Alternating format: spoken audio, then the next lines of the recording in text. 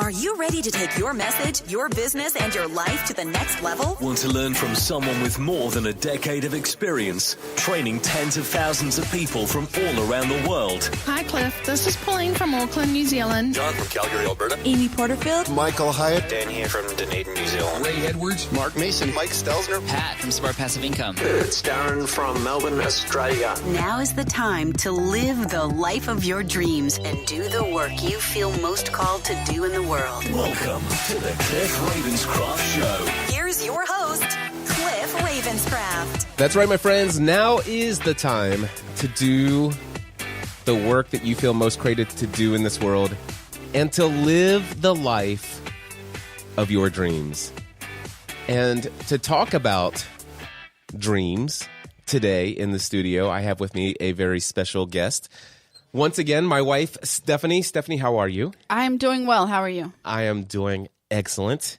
We have been having quite a journey over the last couple of weeks working together, and it has been, for me, a dream come true. It is not something that I initially dreamed of the way that it is, but there's new dreams that have been spawned by chasing after original dreams. I don't know if any of that made sense. It makes sense in my mind. By the way, I am, can you tell that from my voice that I am getting over some sort of upper respiratory something or other happening that kind of knocked me out this weekend? It did. You spent the whole weekend in bed. Which is not like me. Like the whole week, like Friday, Saturday, and Sunday. Yeah, pretty much. I came down like 5 times throughout the weekend. Something like that. Just to have some substance of some sort. Anyway, Stephanie and I have been working together, and what I mean by what I just said is that years ago, as an insurance agent, I had this dream of going out and becoming self-employed and finding a way to provide financially for our family, doing something that I felt made a difference in the world beyond what I was doing in insurance. Not to negate the value of the work that I did as an insurance agent. It just didn't seem to live up to the standard of which I felt called to live in the world. Okay. Does that make sense? I think so, yeah. In some way, I felt like as an insurance agent, I obviously had the privilege of adding value to people's lives, one client at a time. But through the podcasting that I was doing, I was reaching thousands of people, tens of thousands of people at a time.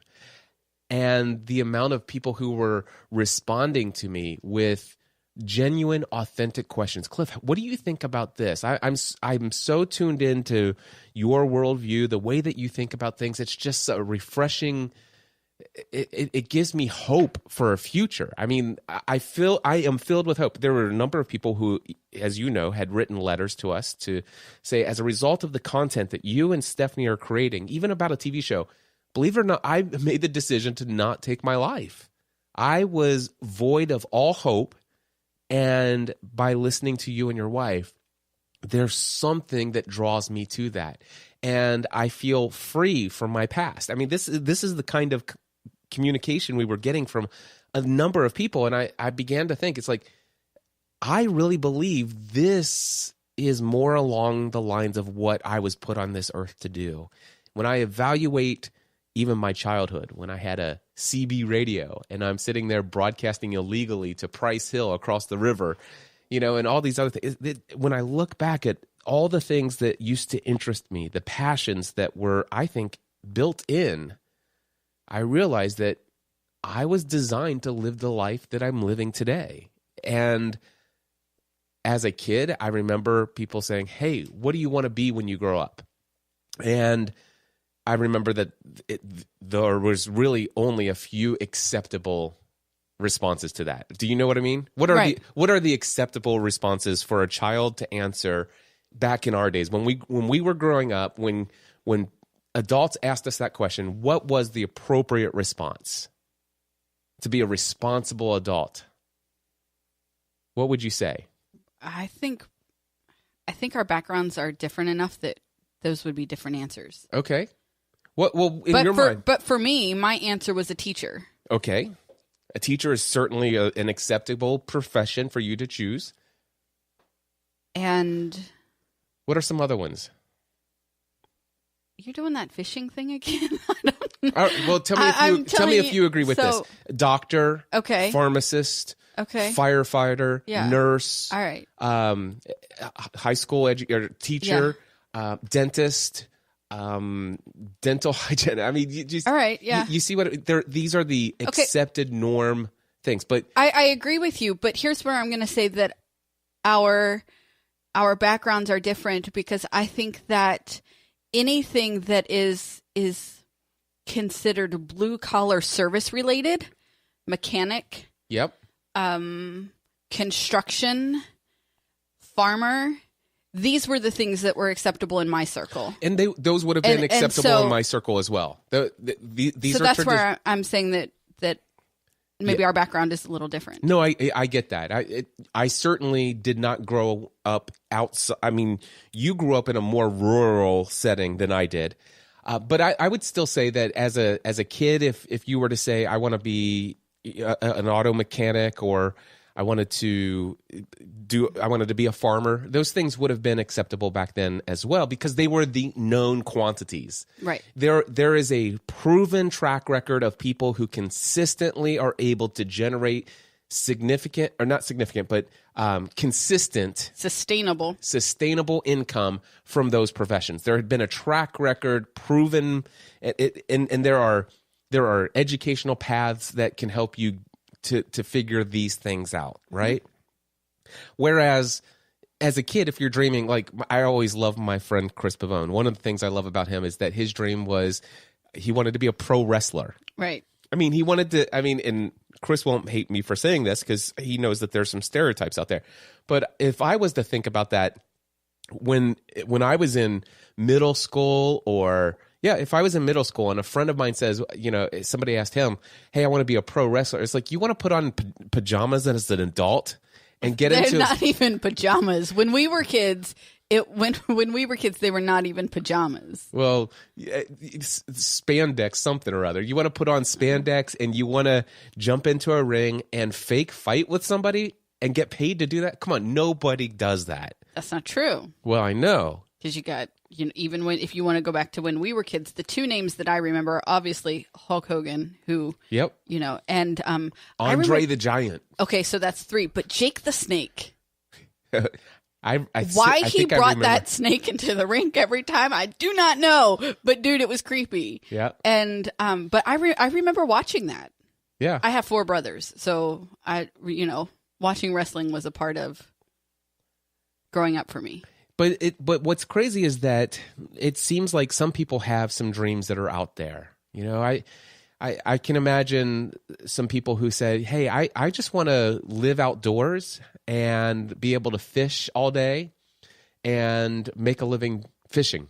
I'm going to find a way to spend a majority of my time outdoors on the water in a boat. And that's what I want to do for a living. Now, that doesn't seem all that doable for a lot of people. It's like, wait, no. You want to go to college and you want to do this. There's no proven track record for that. Yeah, okay, sure. You can look in some magazines and see some people out there who have a fishing show on television. But I mean, not just anybody can do that. Do you see what I'm saying? Not just anybody. When you want to pursue something that not just anyone is able to do. Not everybody who wants to become a professional wrestler becomes a professional wrestler. Not everybody who wants to become a professional fishing professional becomes that. There's those things that, you don't get your hopes up on being a football star. Don't get your hopes up on being a basketball star. Because not everybody makes it. Because not everybody makes it. And so I think what happens is because there is some degree of risk and not everybody makes it, a lot of people are taught to not set their hopes too high for something, and authority figures come along and say, listen, you might want to settle for something a little bit more realistic. Yes. Would you agree with that? I absolutely, I would. And this is not the direction that we're going, so I don't want to get too far. I'll just put one foot on my soapbox and not both, and say that the current education system in I'll say in Kentucky, I won't even include the rest of the states, the current education system in Kentucky is creating robots, and they will crush your dream because they are just trying to create something that is going to bring the next institution money. They want to bring their institution money and the next institution money, and that it's not about what you want to do or what your dream is. Yeah. Well, Dan Miller, I was listening to his podcast the other day. And it's changing in Kentucky, so it's actually getting worse. He mentioned something that he saw on a sign somewhere. It was like one of those marquee signs, and it's something that the principal had put out. And he's like, listen, here's what I'm committed to. Our school, our mission is that 100% of all of our students will graduate with a such and such GPA and will go on to get a degree in college. 100% of our students, that's our mission, that's our purpose. And of course, obviously, this is something that many principals would be proud of, right? And a lot of people say, yeah, and the teachers could get behind that mission. And what Dan was saying in his podcast, and I'm paraphrasing because it was a couple weeks ago that I heard him talk about it, because, man, what a sad statement to think that all of a sudden your mission is to, regardless of the dreams, the hopes, and the desires, and the skills, and the natural gifting, the natural talent, and the natural interests of each of these students, your vision, your mission, and your purpose of your educational institution is to throw every single one of them, regardless of how God made them, is to put all of them into a higher education institution where they're going to get a degree to do some kind of professional thing. What about the diesel mechanics? What about the people who are landscapers? What about the people who will do concrete work? What about the HVAC people who are going to service people's heaters and keep their houses warm? What about these people? These people matter as well, and their dreams of building that kind of business. To say that he said, I would much rather see a principal that says, listen, in our school, our vision is that 60% will go on to college, 30% will go out and get a trades career, 10% will be artists, and 5% will, whatever. It's we're in this place right now. This time last year, we had a senior in high school who was graduating and planned to go to college. And so she would be asked, where are you going? What do you want to do? And she had an answer for a while, which was to be a teacher. And that has since changed. And so then she said, I'm going, but I'm going in undeclared. I'm not exactly certain what I want to do. And so this year, a whole calendar year later, we have a senior in high school who is getting ready to graduate. And when asked the question, where are you going to college? He says, I'm not going. I don't have a desire to do 4 more years of school. I am thankful to be done with the 4 I just finished. And I want to start my own business. And by the way, and they're like, that's really cool. What are you going to do? Well, I'm really looking into getting to this fulfilled by Amazon. And so he, started, oh. And I'm like, are you kidding me? Oh, is your answer? Oh, is your answer? Yeah, that's their answer. Because it doesn't seem like that's a reasonable track record for a proven path. And it may not be. It may not be. It may not be. But he has a plan. And isn't having a plan more important than that? Here's the thing. I've done both. I've been the child who's going, I've been the mom of the child who's going into college without a plan, and the child who's graduating not going to college with a plan. And even I think one's better. Right. And I love both of my kids equally. Yeah. Well, I love all 3 of my kids equally, but I'm using these 2 in this. Right, in this scenario.